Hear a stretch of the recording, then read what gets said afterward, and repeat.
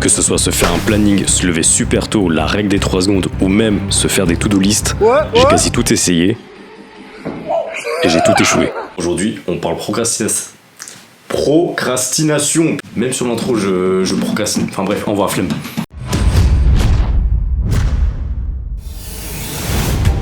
Imagine lundi, mardi, mercredi. Tu vois, nickel, j'ai ma to-do list, j'ai mon planning, j'ai mon lever à 6h du mat, nickel. Vient le mercredi soir où mon cerveau part en freestyle total. Et là, je me dis, vas-y, le planning, on s'en fout. Le jeudi, j'ai pas de planning, tu vois. Je me lève à 6h et je me dis, vas-y, je suis crevé, tu peux pas dormir jusqu'à 9-10h parce que dormir c'est bien, tu vois. Je me lève à 10h, to-do list complètement éclaté au sol. Et je me dis, vas-y, ma dernière chance, c'est la règle des 3 secondes, tu vois. Donc, je compte 1, 2, 3, et je vois mon tel, je dégaine et je scroll. Et c'est tout, en fait. Je scroll toute la journée. Et là, mec, je suis censé scroller, tu vois.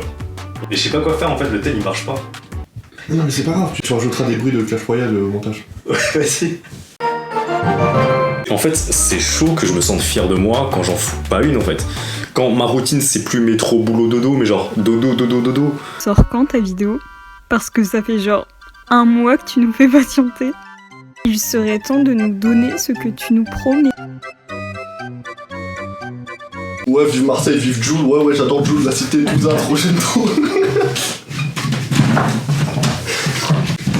Mais dis donc, c'est pas ta chaîne. Si. Bref, j'en finis carrément au point où je cherche des solutions anti-procrastination sur internet.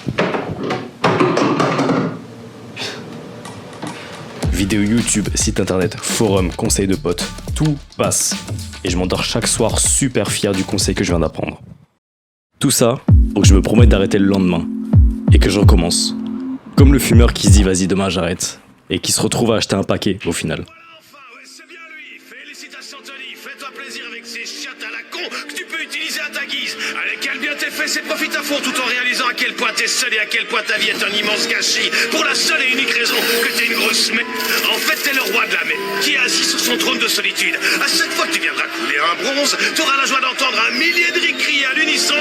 Gloire à sa majesté Tony, le déchet le plus minable des plus minables qui puisse exister dans tout le cosmos. Longue vie à son altesse sérénissime du cacaproute. Et là, on rentre dans un truc que j'appelle le terrain de jeu obscur.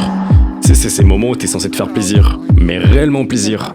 Sauf que t'as cet arrière-goût dégueulasse en bouche qui dit « Eh mec, faut réviser les partiels un peu, tu vois. » Et au final, tu te divertis pas vraiment. Mais je sais pas, c'est plus fort que moi. C'est comme si c'était une drogue. Je suis comme ça, tu vois. Je suis en manque, frère. Je suis en putain de manque. J'ai besoin de mon truc.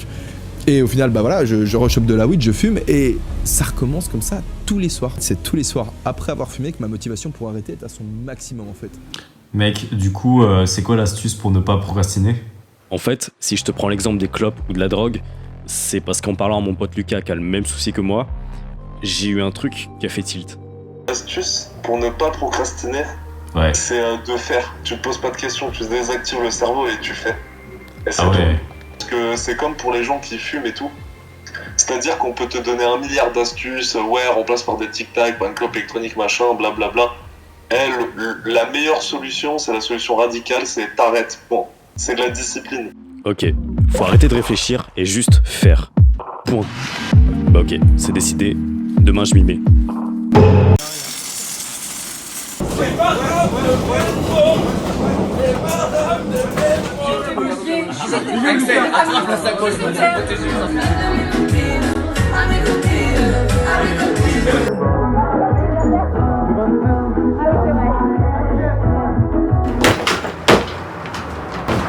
Au final, ça dure 2 semaines et j'y arrive pas du tout. Donc je me refais la même promesse que je tiens pas. Et au fil des jours, au fil des semaines, je commence vraiment à me sentir comme la dernière des merdes en fait. Parce que je me rends compte que je me fous de ma propre gueule, que je me dis des choses que je respecte pas. Et je me déteste. Tu sais, des fois, je perds espoir. Je me demande si ma vie, ça sera pas une continuelle boucle de je prends espoir, je perds espoir, je reprends espoir. Le truc interminable, la montagne russe en fait.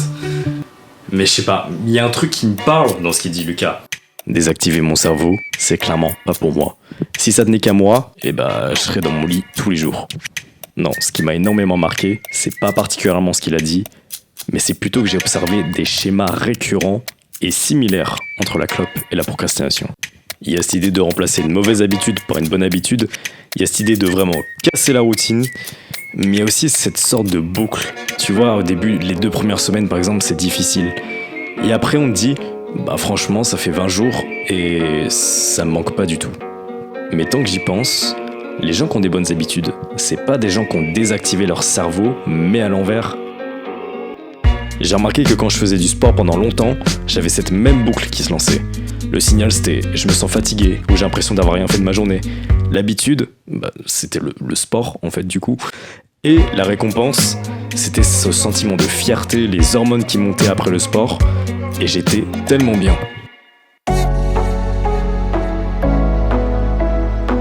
Avec mon colocataire Augustin, on a décidé de travailler comme des gros acharnés et de 1. Se retrouver chaque matin même heure, tac, plié comme du papier à musique. 2.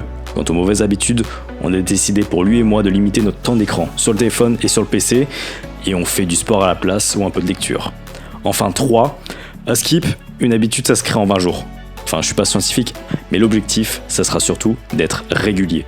Je m'en fiche si je taffe 10 minutes par jour. Au moins, l'important, c'est de garder une sorte de routine et de faire rentrer ça dans mon petit cerveau de chimpanzé, histoire que la mauvaise habitude parte et qu'on remplace ça par des bonnes habitudes.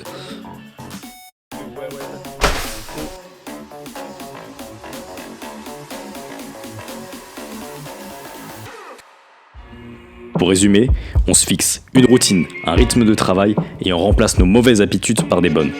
Si t'es dans le même cas que nous, le but c'est que tu dises qu'en fait, on n'est pas tout seul dans cette galère et que ça puisse t'aider. À la fin, si on arrive à sortir de notre hibernation, je te ferai une vidéo pour te dire ce qu'on a fait, un résumé de ce qui a marché et puis je te filerai des astuces utiles pour des pros de la procrastination comme nous. Je t'invite à partager ton expérience dans les commentaires. En attendant, tu peux mettre le pouce, l'abonnement, la cloche et puis on se retrouve pour MVP2. On va travailler après, hein. On a nos entreprises à gérer. Ouais, un trop relou là. Putain, c'est casse-couille d'être millionnaire. Ah, tu vois tout le quartier, ça m'appartient. Mais tu sais, moi je l'ai acheté hier. Ouais. Et j'ai mis des maisons et après des hôtels. Et si tu t'arrêtes dessus, tu payes 10 000 €. Ouais, mais toi, t'as pas acheté les 3 à côté. Ouais, sinon, c'est quand qu'on arrête de dormir 10 heures par jour? Ouais, demain. Ouais, t'inquiète.